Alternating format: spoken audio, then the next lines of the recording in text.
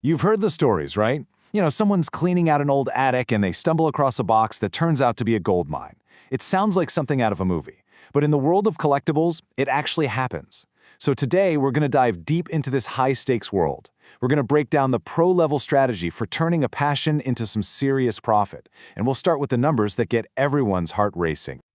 So just imagine for a second, you find one of your old Pokemon cards from when you were a kid, and you learn it's worth $50,000. Yeah, that really happened. Or what about this one?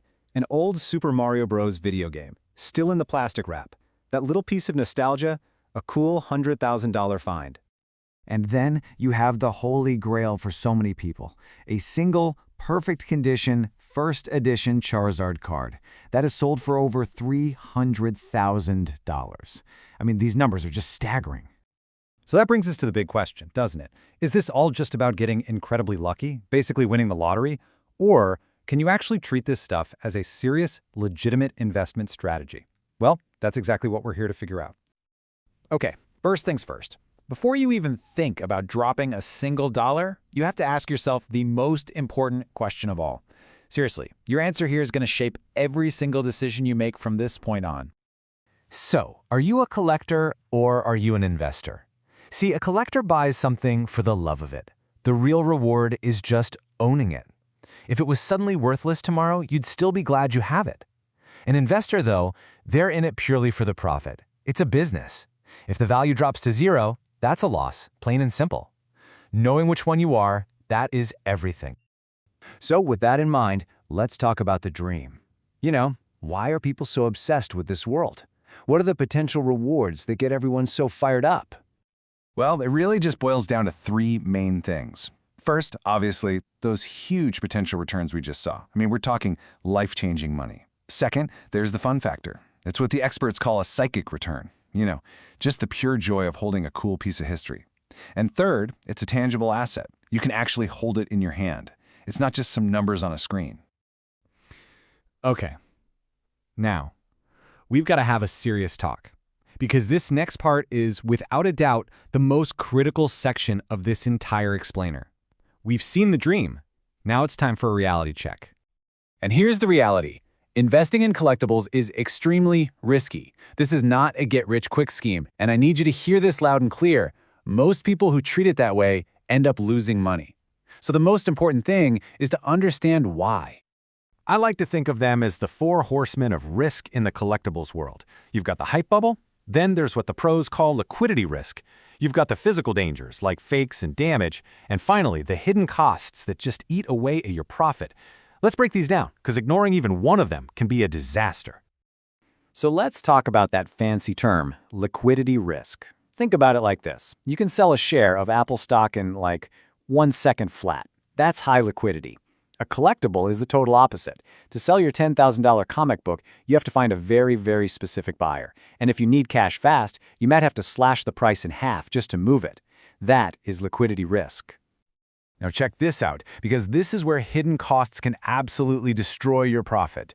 So you're all excited. You sold a card for $150. Awesome. But let's do the math. You paid $80 for it.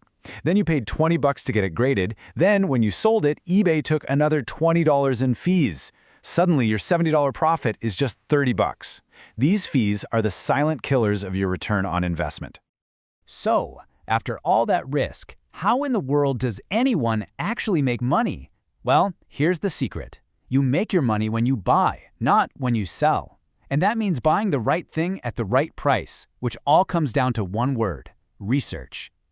This is the Pro Playbook.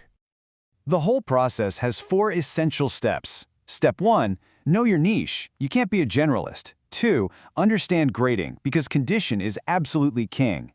3, find the real price by checking comps. That's what similar items have actually sold for. And 4, the secret weapon, check the pop reports. Okay, so what is grading? Basically, a trusted third party verifies an item's condition and seals it up in a protective case. You really just need to know the big 3.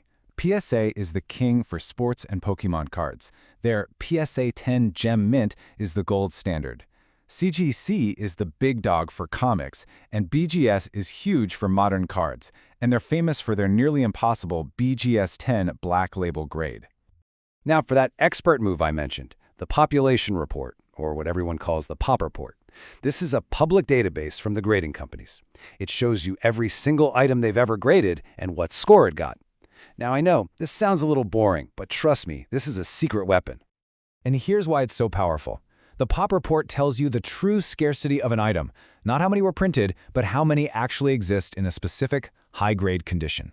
This one tool is what separates the amateurs from the pros. And this chart just says it all, doesn't it? Look at this. Over 20,000 Michael Jordan rookie cards have been graded by PSA. But look at that tiny little bar next to it. Only 317 of them have ever gotten a perfect PSA 10. The scarcity isn't the card itself, it's the condition. The POP report proves it, and that's where all the value is hiding. All right, so you've done your homework, you've done the research. Now let's just run through some quick, practical tips for the entire life of your investment. How you should buy, how you should sell, and how you should protect it. For buying, when you're starting out, just buy items that are already graded, and only from sellers with amazing reputations. For selling, eBay is fine for stuff under $1,000, but for the really high-end items, you want to use a major auction house. And for protecting your stuff, sunlight is your #1 enemy. Keep things in a dark, dry place, and as soon as your collection has real value, get it insured. We have covered a lot: the crazy hype, the serious risks, and the professional strategy. So now, it is time for the final check. This is your personal gut check to decide if you are truly ready to step into this world as an investor. You gotta ask yourself these questions and be honest. Do you fully understand that you could lose all your money? Have you truly decided if you're a collector or an investor? Have you deeply researched your niche? Do you know the real market value from checking comps? Do you know the true scarcity from checking the POP reports? And have you calculated all those hidden fees? Look, if you can't say a confident yes to all of those questions, that is perfectly okay. It just means you should embrace being a collector. And that leads us to probably the single best piece of advice in this entire hobby. Buy what you love, have fun with it, and if it just so happens to be worth a lot of money one day, well, just consider that a really, really happy bonus.